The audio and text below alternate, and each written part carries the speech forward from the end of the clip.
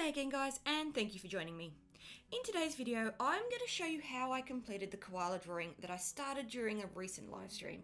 This was my first time using the new Lux Archival paper from Brush and Pencil, and in that live stream I threw a whole bunch of different mediums and techniques at this surface to try and get a feel for how it might work for a full-size piece. And I was pleasantly surprised to find out how well this paper reacted to a watercolour wash.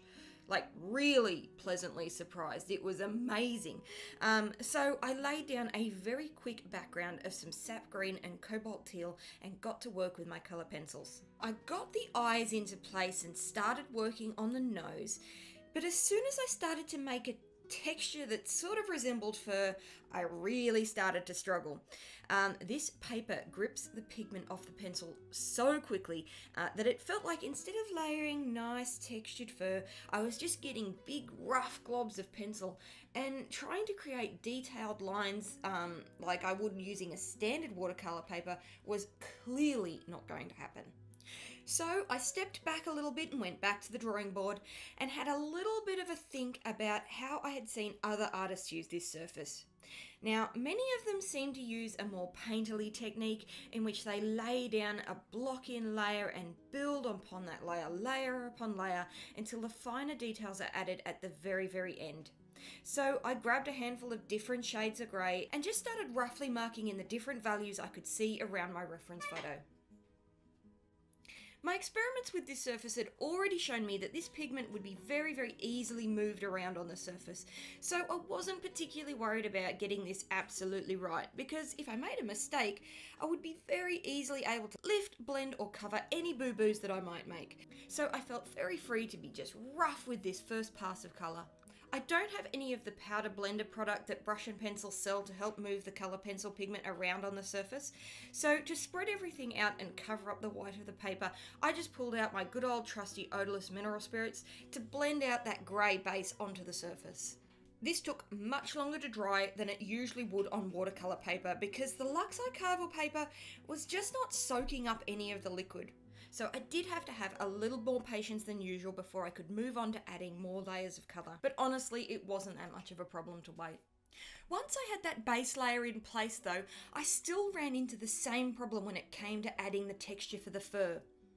Unfamiliar with such a rough surface, I was just adding way too much pigment with each stroke of the pencil to the paper. So I had to constantly remind myself to loosen my grip on my pencil and add the strokes very lightly to the page. Once I got the hang of how much pressure to use though, I found myself having a really wonderful time just adding layers and layers of different shades of greys and blacks and creams and whites to build up the more complicated layers of fur.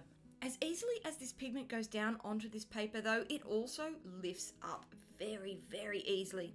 So to keep everything in place, I had to use a fixative before I was able to build up layers on top of each other. Brush and Pencil do make a dedicated fixative for colour pencils, but I didn't have any of that and I was feeling way too impatient to have to place an order for that and wait days for this to come.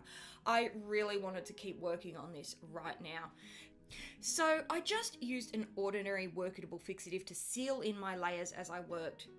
This spray did seem to ever so slightly affect the look of the pencil pigment.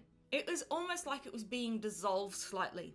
Now, I don't know if the Brush and Pencil textured fixative would have prevented this from happening at all, so I'm going to have to order some and experiment in the future. But overall, the standard fixative did a decent job and I was reasonably happy with how the layers came together.